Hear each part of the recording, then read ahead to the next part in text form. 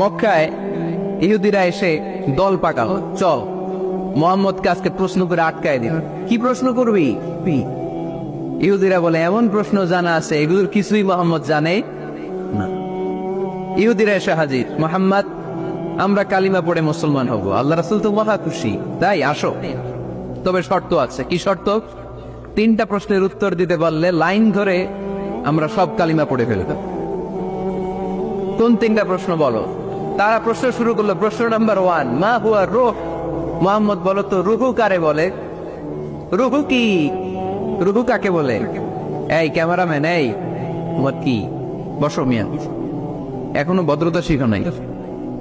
আলোচনার মাঝখানে এদিক দিয়ে উঠবে ওদিক দিয়ে উঠবে, চপ চপ চপ, কথা নেই, বসো। কেউ উঠবো না, ক্যামেরাম্যান, অতিথি, সভাপতি, কোনো কথা না। আলোচনার মাঝখানে no one is allowed to talk or to make any disturbance. প্রশ্ন নাম্বার 1, মা হুয়া রূহ। মুহাম্মদ বলো রুহু কারে বলে? এই যে রুহু, এটা দেহের মধ্যে ঢুকলে মানুষ নড়ে চড়ে, অ্যানিমেশন, জীবন্ত প্রাণবন্ত, আছে না নাই? এটা যখন চলে যায় আর লড়ে আর নড়ে চড়ে।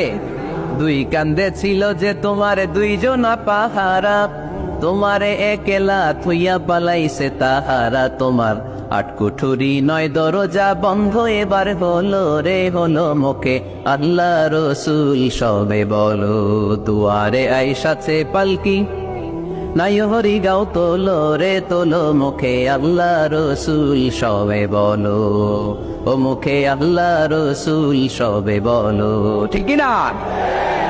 আমাদেরকে একলা ফেলে যখন রুহু চলে যায়, দেয় কোনো নাড়াচাড়া নাই। ইহুদিরা বলল প্রথম প্রশ্ন রুহু কারে বলে বলো।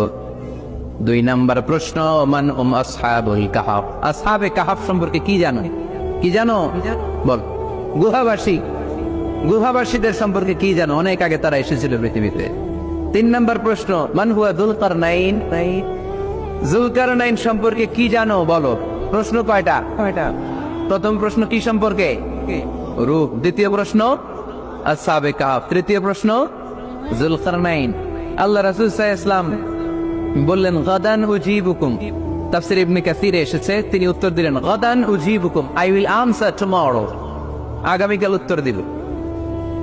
কারণ জানেন না তো কি করে বলবেন, আর না জানলে উনি বানায় কিছু বলেন। কারণ কোরআন তো পরিচয় দিয়েই দিল, তিনি মন গড়া কখনো কিছু বলেন। আগামীকাল উত্তর দিব। ওরা আগামীকাল উত্তরের জন্য হাজির, কিন্তু ওহী আসে নাই, উনি বলতেও পারে না। বিশ্বনবী আবার বললেন গদান উজিবুকুম, আগামীকাল দেব।